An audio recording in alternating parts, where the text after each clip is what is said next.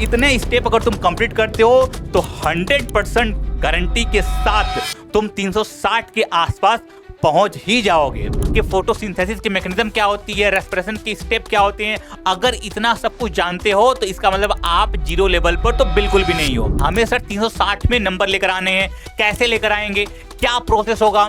एक रूल बना लो कि तुम्हें एनसीईआरटी रीड करने हैं। सवाल आएगा कि सर कैसे एनसीईआरटी रीड करें, मैं तुम्हें बताता हूँ। इतना कंप्लीट करने के बाद तुम सीधे जंप कर जाओगे। कहां पर? तुम जंप कर जाना। लेकिन तीसरा स्टेप बहुत कम बच्चे करते हैं, और तीसरा स्टेप जो बच्चे करते हैं उनके सक्सेस का रेट सबसे ज्यादा होता है। टेस्ट देने का तरीका कैसा रहेगा? टेस्ट तुम 2 पैटर्न में दे सकते हो। अगर तुम्हारा एक चैप्टर खत्म हो जा रहा है तो तुम सवाल आता है कि टेस्ट का एनालिसिस कैसे करें। सुनो ध्यान से, 360 लाना पॉसिबल है तो इन अगले 60 दिनों में क्या नीट बायोलॉजी में 360 के आसपास नंबर लाना पॉसिबल है? जी हां, बिल्कुल पॉसिबल है। लेकिन बस शर्तें इतनी रहेंगी कि आपको बताई हुई बातों को फॉलो करना पड़ेगा, एकदम उन्हीं राह पर चलना पड़ेगा। तब आपका डैम श्योर है कि आप 360 के आसपास अगले 60 दिनों में नंबर लाकर दिखा सकते हो। अब आपको बहुत सारे बच्चे इस बात से डरे हुए रहते हैं, वो अपने इनर सोल में इस बात को बैठा लेते हैं कि वो जीरो लेवल पर हैं।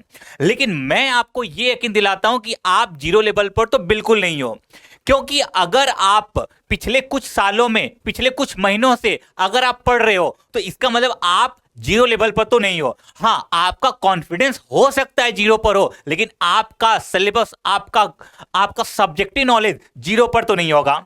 अगर आप बायोलॉजी के बारे में कुछ भी जानते हो, किसी चैप्टर के बारे में, कोई टॉपिक के बारे में, माइटोकॉन्ड्रिया क्या होते हैं, ये पेरोक्सिसोम क्या होते हैं, आपके फोटोसिंथेसिस की मैकेनिज्म क्या होती है, रेस्पिरेशन की स्टेप क्या होते हैं, अगर इतना सब कुछ जानते हो तो इसका मतलब आप जीरो लेवल पर तो बिल्कुल भी नहीं हो।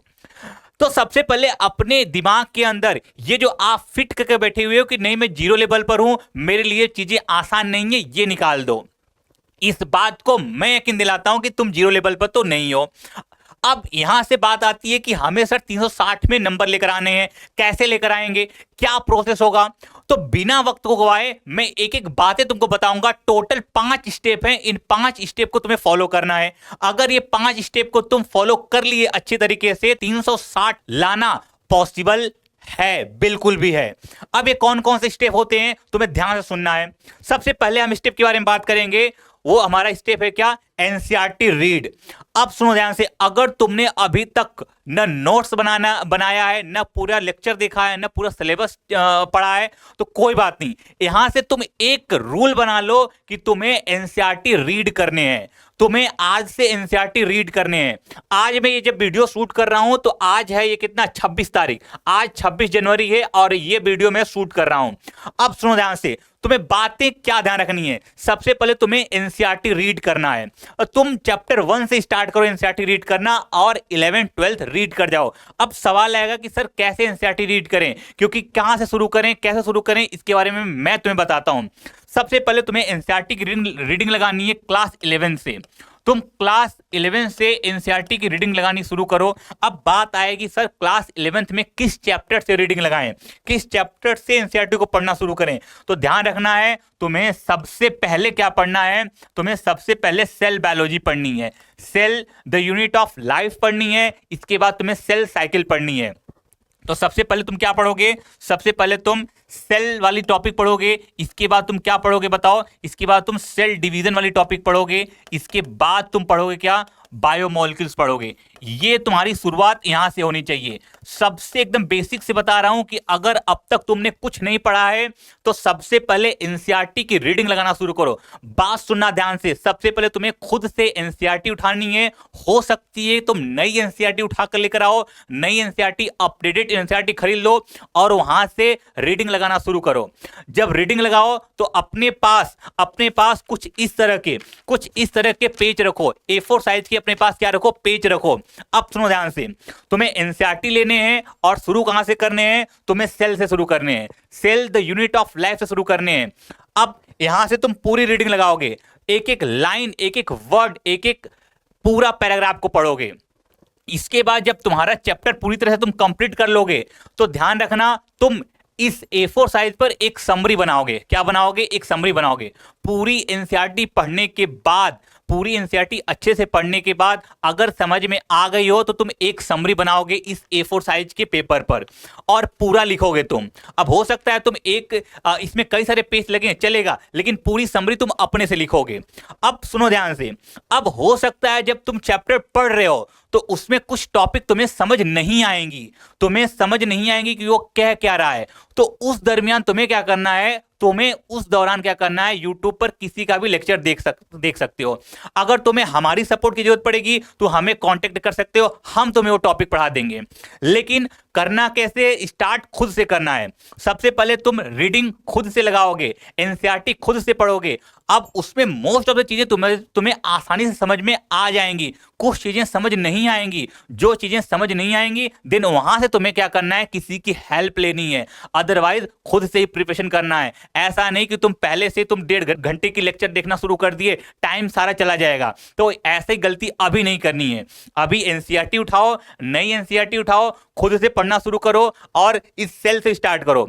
इसके बाद कंप्लीट होने के बाद तुम अपने से शॉर्ट नोट्स बनाओ, नोट्स तुम्हारी बन जाएंगी। इसके बाद सुनो ध्यान से, अच्छा जब एनसीईआरटी पढ़ोगे तो उसमें ध्यान रखोगे एनसीईआरटी से जो चैप्टर शुरू होते हैं उससे पहले भी कुछ पैराग्राफ्स दिए रखे होते हैं, साइंटिस्ट के बारे में दे रखे होते हैं, उसको भी तुम्हें रीड करना है। और रीड करने के बाद जो समरी होता है उसको भी तुम्हें रीड करना है। अब ये पूरी एनसीईआरटी रीड करने के बाद अपने से तुम शॉर्ट नोट्स बनाओगे, ये तुम्हारे यहां तक हो जाएगी बातें। अच्छा मैंने क्या कहा, नोट्स बनाते समय या रीड करते समय अगर तुम्हें किसी टॉपिक में प्रॉब्लम आए तब तुम्हें YouTube पर किसी की हेल्प लेनी है, अदरवाइज नहीं लेनी है। अब नोट्स बनाने के बाद अच्छा शुरू कहां से करनी है, cell the unit of life, फिर ये डिवीजन और फिर क्या बायोमोलिक्यूल्स। इतना कंप्लीट करने के बाद तुम सीधे जंप कर जाओगे कहां पर, तुम जंप कर जाना प्लांट फिजियोलॉजी पर। तुम यहां से पढ़ोगे प्लांट फिजियोलॉजी पढ़ोगे, प्लांट फिजियोलॉजी के चैप्टर खत्म करोगे, तीनों चैप्टर खत्म करोगे इसी सीक्वेंस में, रीडिंग करोगे, अपने नोट्स बनाओगे। इसके बाद तुम ह्यूमन फिजियोलॉजी शुरू करोगे। तुम क्या शुरू करोगे इसके बाद, ह्यूमन फिजियोलॉजी तुम इसके बाद शुरू करोगे। ह्यूमन फिजियोलॉजी पढ़ने के बाद तुम कहां आओगे, तुम डाइवर्सिटी पढ़ोगे। तुम क्या पढ़ोगे, डाइवर्सिटी पढ़ना शुरू करोगे। इसके अंदर डाइवर्सिटी के अंदर जो तुम्हारे बायोलॉजिकल क्लासिफिकेशन होते हैं, प्लांट डाइवर्सिटी होते हैं, एनिमल डाइवर्सिटी होते हैं, इसको तुम कंप्लीट करोगे। देन इसके बाद जब इसकी पूरी रीडिंग लग जाएगी, इसके पूरे शॉर्ट नोट्स बन जाएंगे, तुम कहां पर आओगे, मॉर्फोलॉजी एनाटॉमी तुम कंप्लीट कर रहे होगे। तुम मॉर्फोलॉजी और एनाटॉमी तुम कंप्लीट कर रहे होगे, इसके बाद तुम टिश्यू वाले टॉपिक को कंप्लीट कर रहे होगे। ये तुम्हारा सीक्वेंस का ऑर्डर होने चाहिए, ये तुम्हारे रीडिंग का ऑर्डर होने चाहिए। इतना कंप्लीट करते करते तुम्हारा 11th क्या हो जाएगा, तुम्हारे एनसीईआरटी के तुम सारे 11th के चैप्टर को टच कर लिए होगे, कंप्लीट कर लिए होगे, पढ़ लिए होगे, उसके शॉर्ट नोट्स बना लिए होगे। इसके बाद तुम 12th पर जंप करोगे। 12th में कहां से शुरू करोगे, 12th में तुम रिप्रोडक्शन से शुरू करोगे। तुम पूरी रिप्रोडक्शन की यूनिट पढ़ोगे, इसके बाद जेनेटिक्स पर आओगे, जेनेटिक्स के बाद तुम बायोमोलिक्यूल्स पढ़ना शुरू कर दोगे। इसके बाद evolution, human health and disease, and इसके बाद तुम आ जाओगे कहां पर, इकोलॉजी पर आ जाओगे। तो पढ़ने का सीक्वेंस तुम्हारा ये रहने वाला है। अब सुनो ध्यान से, तो पढ़ने के साथ साथ तुम्हें एनसीईआरटी रीड करने के साथ साथ तुम्हें अपने नोट्स खुद से बनाने हैं, A4 साइज पेज पे बनाने हैं, ठीक है क्या। अब सुनो ध्यान से, जब तुम एक चैप्टर कंप्लीट कर लो, एक चैप्टर जब तुम कंप्लीट कर लो तो कंप्लीट करने के बाद उस चैप्टर के पीवाईक्यू तुम्हें लगाने हैं। उस चैप्टर के पीवाईक्यू तुम्हें लगाने हैं, कहां से पीवाईक्यू लगाने हैं तुम्हें, 2013 से लेकर 2025 तक के जितने भी क्वेश्चन आए हुए हैं नीट के अंदर, सारे के सारे क्वेश्चन को लगा डालने हैं। बात सुनना ध्यान से, सारे के सारे क्वेश्चन को लगा डालने हैं।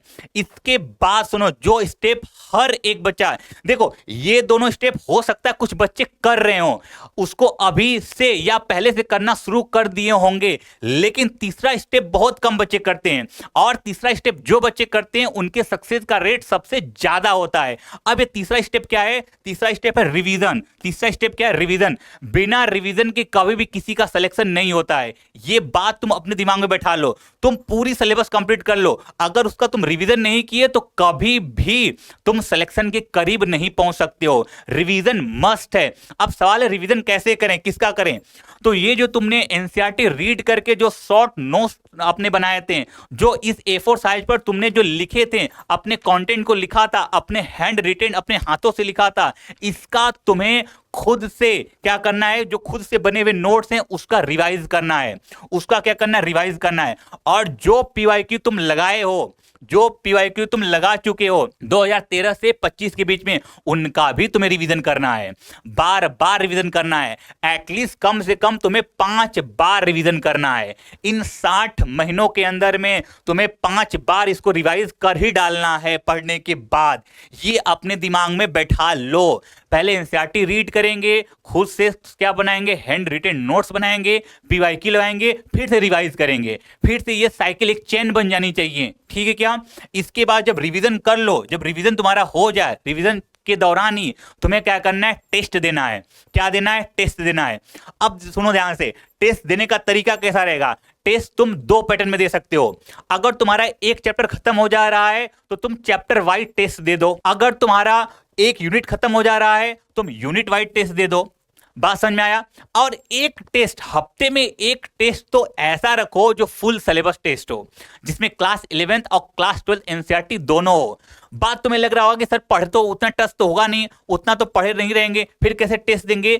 लेकिन टेस्ट दो इसको, फुल सिलेबस टेस्ट हफ्ते में एक बार जरूर दो। चाहे तुम्हारा वो टॉपिक, वो चैप्टर तैयार हो या नहीं हो, फुल सिलेबस टेस्ट अपने वीक में एक जरूर रखो। तो सुनो ध्यान से, तुम्हें टेस्ट कितने देने हैं? 3। एक तो तुम्हें देने हैं क्या, चैप्टर वाइज टेस्ट देने हैं, और दूसरे यूनिट वाइज टेस्ट देने हैं, और तीसरे एक फुल सिलेबस टेस्ट तुम्हें हर एक वीक में देने ही देने हैं। बात यहां तक क्लियर? क्या टेस्ट देने के बाद फिर से तुम्हें क्या करने हैं, उस टेस्ट का एनालिसिस करने हैं, उस टेस्ट का एनालिसिस करने हैं। ऐसा नहीं कि टेस्ट दे दिए, छोड़ दिए, नंबर आ गया, नंबर काउंट कर लिए, खुश हो गए, ऐसा बिल्कुल भी नहीं करना है। तुम्हें टेस्ट देने के बाद प्रॉपर समय निकाल कर उस टेस्ट का एनालिसिस करना होगा। एनालिसिस कैसे करोगे? सुनो ध्यान से, जैसे मान के लो तुम्हारे पास ये टेस्ट पेपर आ गया। अब ये टेस्ट पेपर है, इसके अंदर कोई क्वेश्चन दे रखे हैं। अब उस क्वेश्चन के अंदर 4 ऑप्शन है, उन चारों ऑप्शन के बारे में तुम्हें अच्छे से पता होना चाहिए। इसको कहते हैं टेस्ट का अच्छे से एनालिसिस।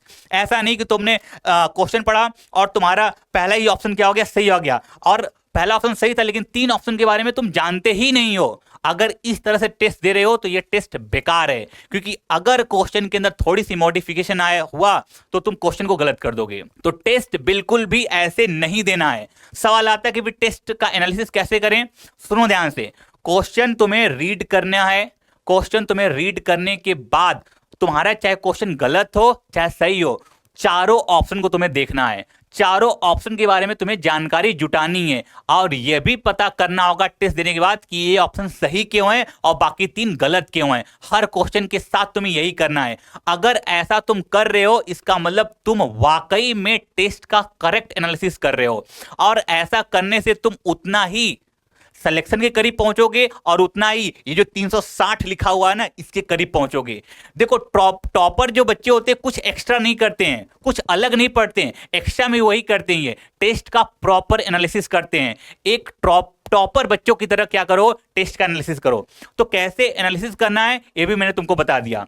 अब इसके बाद इसी साइकिल को बार बार तुम्हें क्या करना है, रिपीट करना है। एनसीईआरटी रीडिंग हो जाएगी, तुम्हारे पास शॉर्ट नोट्स आ जाएंगे, उसको पढ़ो, फिर तुम पीवाईक्यू लगाओ, उसको रिवाइज करो, टेस्ट दो, और इसके बाद उसका एनालिसिस करो। इतने स्टेप अगर तुम कंप्लीट करते हो तो 100% गारंटी के साथ तुम 360 के आसपास पहुंच ही जाओगे।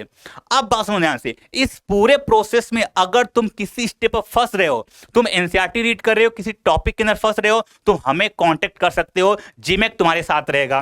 तुम टेस्ट दे रहे हो, तुम्हें कुछ एक्स्ट्रा टेस्ट चाहिए या तुम्हें कुछ कस्टमाइज्ड टेस्ट चाहिए, तुम जीमेक को कांटेक्ट कर सकते हो, हम तुम्हारे साथ हैं। तुम्हें टेस्ट की एनालिसिस अगर तुम कर रहे हो, वहां पर तुम्हें कुछ डाउट्स आउट आ रहे हैं, फिर भी तुम जीमेक को कांटेक्ट कर सकते हो, हम तुम्हारे साथ हैं। तो इस पूरे प्रोसेस में अगर तुम्हें हमारी जरूरत पड़ेगी तो पूरी जीमेक की टीम तुम्हारे साथ रहेगी। हम एक मिशन पर हैं, तुम्हें 360 में 360 के करीब पहुंचा कर रहेंगे।